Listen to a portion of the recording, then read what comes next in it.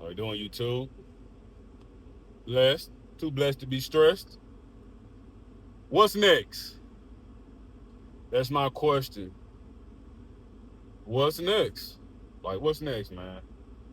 I mean, either you pushing it every day, accomplishing what you want to accomplish, as long as you putting God first, like you'll never be comfortable, you know, because God is growth. God is exploring. You know what I mean? It's not stagnant. He's not stagnant. He want to see you. He wants you to grow. You know, your character, integrity. Your, you know what I mean? I'm not saying chase money or anything like that, but I'm talking about I'm talking about living a abundant life. You ever had those people that talk about what they done 12 years ago? Like I graduated high school in 2012, right? And I still got some high school friends still talking about high school football and they 33, bro. I'm like, man, you haven't done anything since then? Like, you haven't done anything since then, bro? Why are we still talking about high school? We've been out of high school for 13 years. Like, bro, don't be that person, man. Like, don't be that old school person, that old school guy in his 60s saying, man, I used to look like that. Man, uh I used to buy real estate. I used to invest my money, but I sold everything. I used to look like that. Man, let other people excuses be your motivation. Let other people excuses be your motivation, man. I'm telling you, because you don't want to be that person. Wake up and like, man, I wish I would have. Man, I wish I would have. And simple as that. Like, don't be that guy. Don't be that guy. Like, I meet people all the time. Like, man, I used to look like you 10 years ago. I used to look like you 20 years ago. I'm like, bro, okay, what's next? Like, what's next? I'm a what's next type person. I don't want to hear what you had 10 years ago. It's my now. Have you developed? Have you grown since then? Are you a better person? Or do you let your circumstances dictate your attitude? I don't like I said, man, y- y- everyone that's around me know me.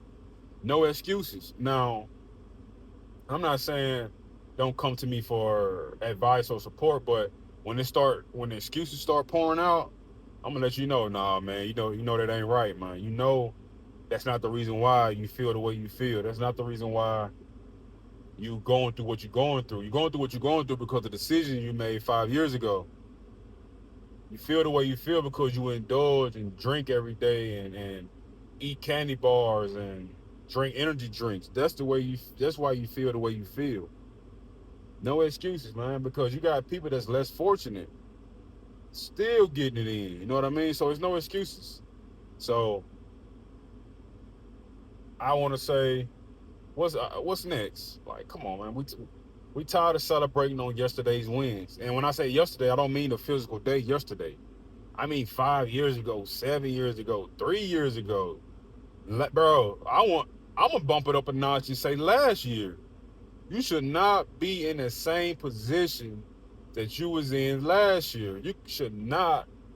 You should see some type of progress. Now, I'm not saying that you gotta instead of having 100 grand, you should have 200 grand. And shit, no, or you know things that you was falling, life things last year should have it clean up this year. No, I'm talking about small growth. I'm talking about recognizing when you're doing wrong, being aware that there's a better way. Like that, those smaller inklings. You know what I mean? Because those small things right there are choice based. They're choice based. So either you correcting what you're doing, or you making a choice to keep doing what you're doing. Period, man. There's no excuses. So what's next? Like, what's next? What's next? And like I said, it's about your character. Like, who are you behind closed doors? Who are you behind closed doors? Because the bad habits, So if you got good habits on this on a few things in your life, and you got bad habits over here, I'm sorry, man, but the bad habits will overflood into the good habits. Period. It will, because if your mind say I'm taking a shortcut over here, then your body will follow and say, man, you can go ahead and take a shortcut over here where you're disciplined at. So I know it's crazy, but I'm telling you, I've been there. I've done that. I've cleaned up my diet. I mean, I've went to the gym religiously. I've read books religiously. I've did push-ups or whatever on my days off religiously. But on this side, I snap at my wife religiously. I didn't eat the right foods religiously, and I took frequent breaks religiously. Right, so those 3 or 4 undisciplined bad habits leaked over to here on the good habit side. I'm telling you, man, it's important. It's real. Now, I'm not saying be perfect. I'm not saying be perfect. Progress, not perfection. I'm not saying be perfect. But what I'm saying is be aware where you need to kind of tweak this and tweak that. Be aware. All right, man, that's enough, man. I can't handle it right now, so I'm gonna stop drinking. All right, man, that's enough, man. I gotta start fasting from this stuff. Like fast, man. Get away from it. And when you find yourself not now, because you gotta understand when I say this, God don't condemn you. He's not a condemning God. He's not a condemning God. So when you feel that way, that's of the devil, man. God don't condemn you. It's in the word. Now, he will it's called something called spiritual conviction. You know, when you convicted, when you feel spiritually convicted, that's different. But God doesn't condemn you. So when you feel that spiritual heaviness, that conviction that you've done something wrong, you in a good place, man. I've seen that. Like I've been reading and stuff. You in a good place, man, when you spiritually convicted because you aware that you did something wrong. That's the difference. Conviction means there's that heaviness. You're aware that you did something wrong for right, or you know right or wrong, and you got that spiritual conviction. But condemnation is something that's making you feel guilty, something that's making you feel bad about what you've done. That's God. That's not on God right there. But there is such thing as spiritually conviction versus condemnation. So that's a part of growth. You got to know, and you have to identify. You have to be able to identify when it's time to clean up the act, man. When you outgrow stuff. Like back in the gap, I used to drink, sip, whatever. And I had no remorse. I still don't have remorse, but I had no inkling of a thought. I didn't, I wasn't aware that, man, that's not good to do that. You know, I was just living my life doing not what I wanted to do, because I always had that spirit in me, but I wasn't aware of what doors that could open. But when I started reading heavily, when I started like studying and everything in the Bible, it's happening today. Like people fall victim to women, you know, people fall victim to laziness, everything. And that's how people perished in the Bible days. So when I started reading that, I'm like, bro, what makes me different from them? Like I can fall victim to those things too. So guess what? When I got over here, I started like still drinking a little bit, but then I felt that conviction, man. That spiritual conviction, like, man, you know what's right, you know what's wrong. And it's always that thought in the back of my head, like, bro, come on, you know what's right, you know what's wrong. Now, like I said, it's not a sin to drink. I'm gonna continue to say that. It's not a sin to drink. That's not in the Bible. It's not a sin to drink. But it's what drinking does is what drinking make you feel that you can do to sin, right? Some things you won't say when you sober. Some things you won't attempt to do when you sober. But 9 times out of 10, bro, what you do drunk or out of your mind, it's 9 times out of 10, it's a sin against God, your wife, you know what I mean? Your kids or whatever. So I cut it all out because I came to realization like, man, that's just you got too much to lose. See, so the risk was not worth the reward, right? The risk outweighed everything. I got too much to lose now. Come on, man. God bless you with more, so you need to start cleaning up your act a little bit more. You got a wife now. You don't need no doors opening. You got a solid job. You don't need to be out there drunk and put your hand on somebody and you go to jail. Now it's on your license. Now your job run your